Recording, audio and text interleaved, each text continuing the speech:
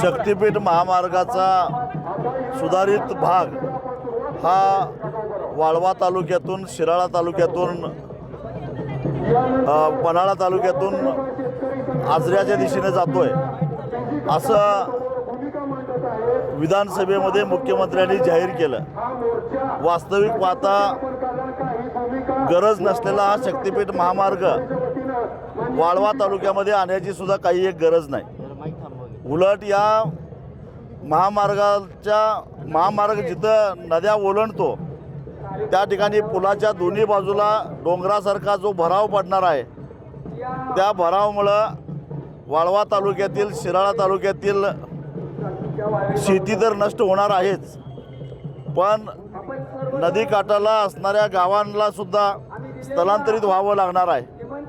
2-2 महिने पाणी तुंबून राहिल्याची अवस्था निर्माण होणार आहे। एवढंच काय, कराड शहर असेल, अगदी पाटणपर्यंत कोयना आणि कृष्णा नदीचं पाणी तुंबत जाणार आहे। पाटण असेल, कराड असेल, या भागाला पुराचा फटका बसणार आहे। आणि ऐतवड्याजवळ जिथं वारणा नदी ओलांडली जाते त्या ठिकाणाहून पश्चिमेकडं शाहूवाडीतला मलकापूरपर्यंत हा पाण्याचा तुंब जाणार आहे। आणि मग शिराळा तालुक्यातील आणि शाहूवाडी तालुक्यातील आणि पन्हाळा तालुक्यातील गावांना त्याचा फटका बसणार आहे। त्यामुळं ही नवीन अलाइनमेंट जी काय आज सरकार इकडं शक्तीपीठ लादू पाहतंय, ज्याची गरज नाही, ज्या शक्तीपीठाचा 6 पदरी रस्ता असला तरी सुद्धा 1 किलोमीटरचा खर्च 124 कोटी आहे, त्याच ठिकाणी सध्या चालू असणारा नाशिक ते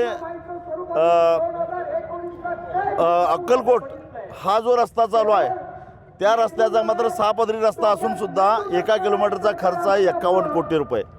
म्हणजे एक राज्य सरकार, एक केंद्र सरकार, केंद्र सरकारच्या 1 किलोमीटरचा खर्च 51 कोटी रुपये, राज्य सरकारच्या 1 किलोमीटरचा खर्च 124 कोटी, म्हणजे जवळपास 40,000 कोटीमध्ये होणारा रस्ता 105 कोटीमध्ये व्हायला, 1,05,000 कोटीमध्ये व्हायला लागलेला आहे।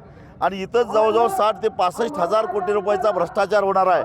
आणि म्हणून निवडणुकीसाठी पैसा उपलब्ध करण्यासाठी, 2029च्या निवडणुका जिंकण्यासाठी वाळवा, शिराळा, पलूस, कडेगाव, पलूस आणि शाहूवाडी, पन्हाळा या तालुक्यातल्या शेतकऱ्यांचा बळी देऊन जर हा रस्ता होणार असेल तर आम्ही तो सहन करणार नाही।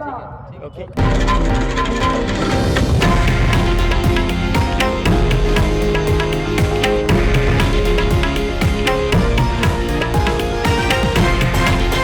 हे आहे देशातील नंबर 1 न्यूज नेटवर्क आणि आपण पाहत आहात TV9 मराठी, एकमेव।